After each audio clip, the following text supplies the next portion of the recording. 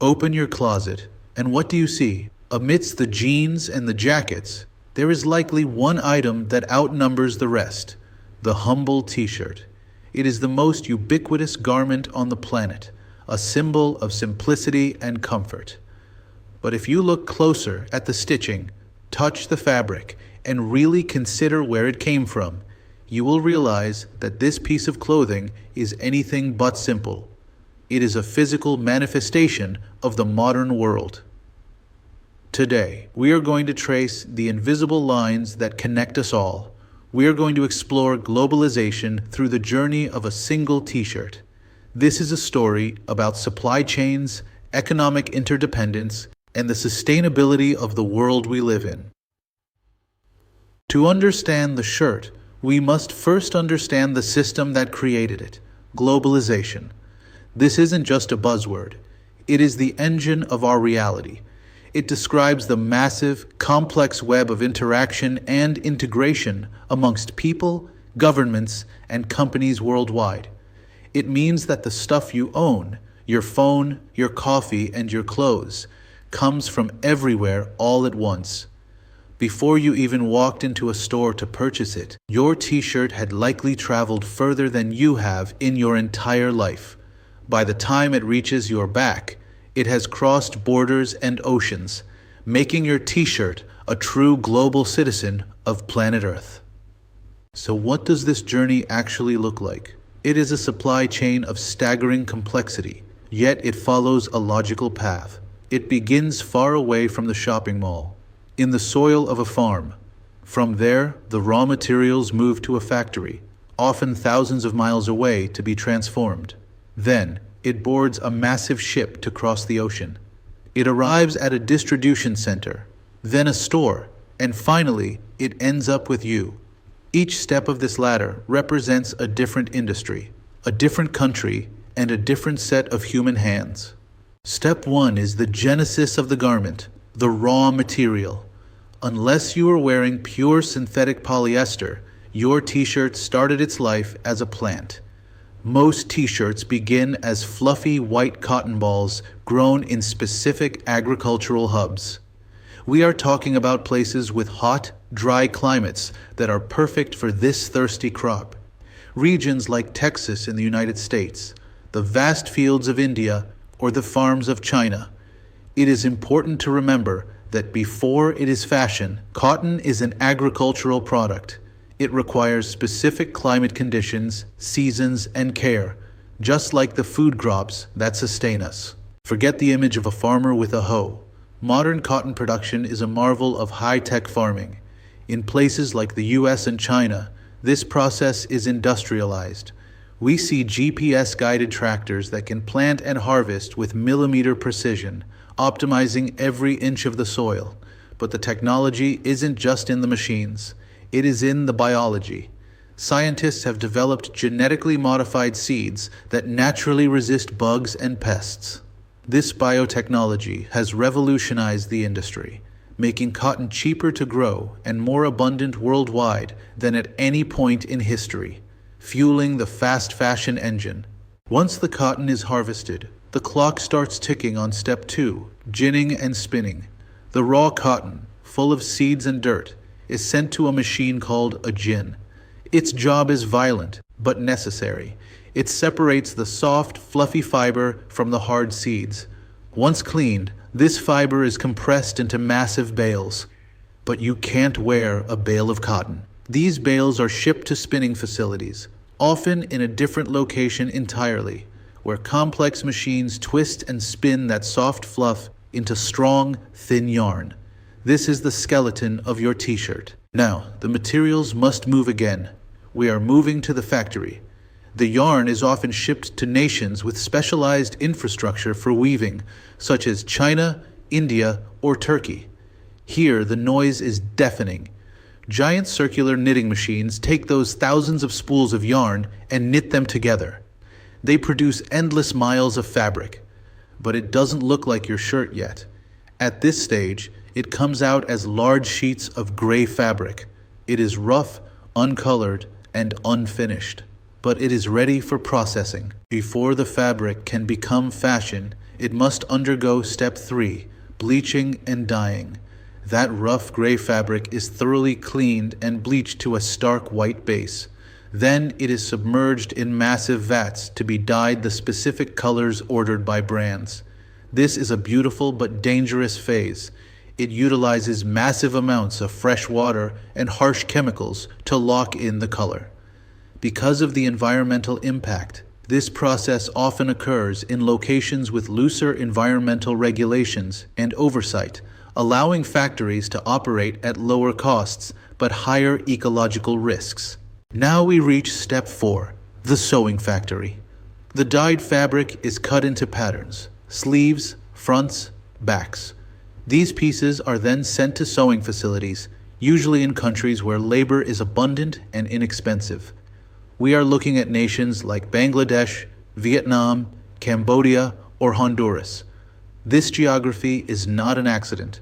Brands choose these locations specifically because they offer much lower labor costs compared to the United States or Europe. This is the economic engine that keeps the price of your t-shirt down. In an age of robots and AI, you might expect machines to build our clothes. But this is the human element.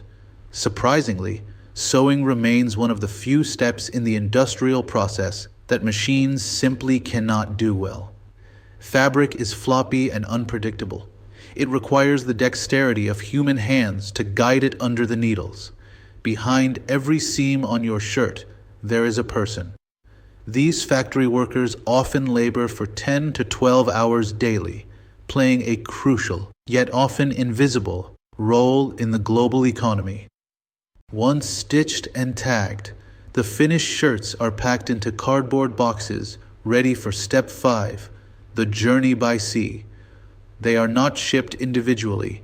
They are stacked onto pallets and loaded into standard 40-foot shipping containers. These steel boxes are then stacked thousands high on massive cargo ships. These vessels are the leviathans of trade, carrying the weight of the global economy across the Atlantic and Pacific Oceans, day and night, through storms and calm. We need to pause here to appreciate logistics and the box.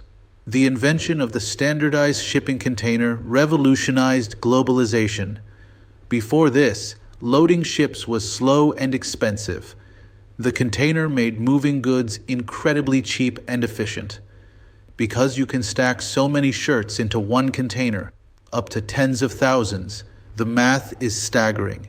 It costs just pennies to transport a single t-shirt across the ocean from a port in Shanghai to Los Angeles. Without this efficiency, fast fashion as we know it simply could not exist. To ship docks, and we enter step 6, distribution centers. The ships arrive at massive ports like Long Beach, California, or Felixstowe in the UK, where the containers are unloaded by giant cranes. From the port, lorries or trains carry these containers to massive warehouses. Inside, it is a symphony of automation. Technology tracks every box using barcodes, sorting them by size, color, and destination, preparing them for the final leg of their journey to the retail shelves. Finally, step 7, retail shops. The shirts are unpacked, steamed, and branded with logos like Nike, H&M, or Zara. They are placed on shelves, bathed in flattering light. But look at the price tag. The shirt might cost £2 to manufacture in terms of material and labor, but it sells for £12 to £15. This isn't just profit.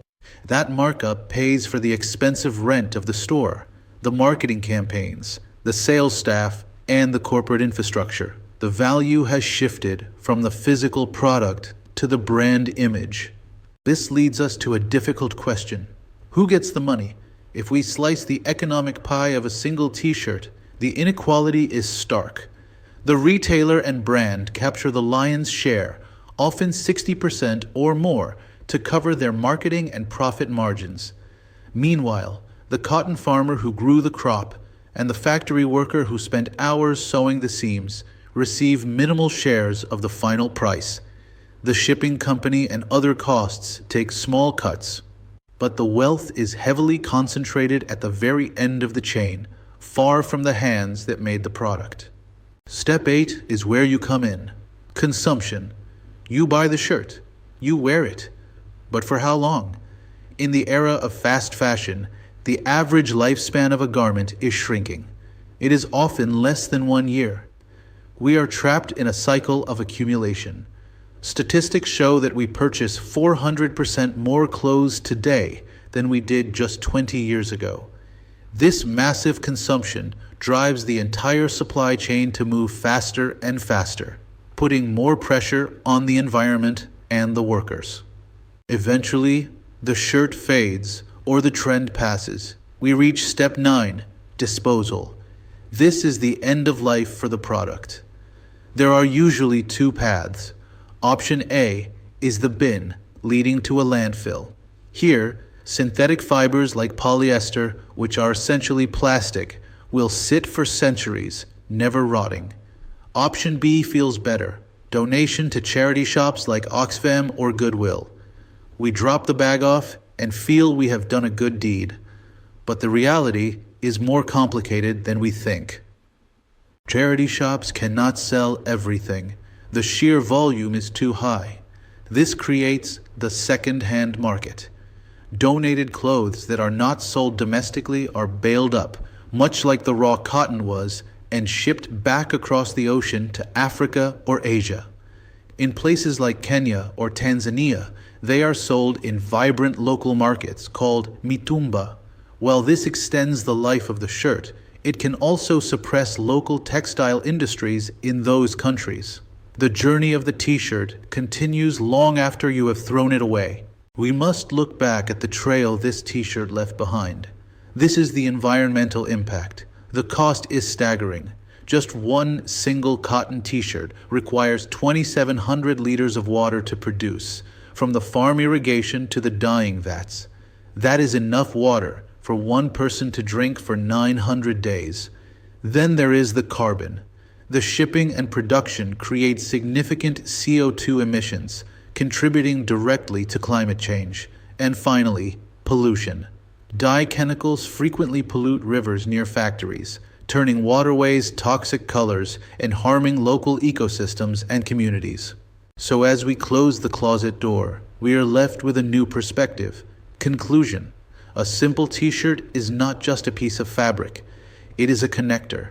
It connects you to farmers in Texas, factory workers in Bangladesh, and sailors on the high seas through the mechanism of globalization. Globalization has made goods cheap and abundant, but it comes with hidden costs to people and the planet. Being a conscious consumer doesn't mean stopping the world. It means understanding this journey, valuing the labor, and realizing the true weight of what we wear.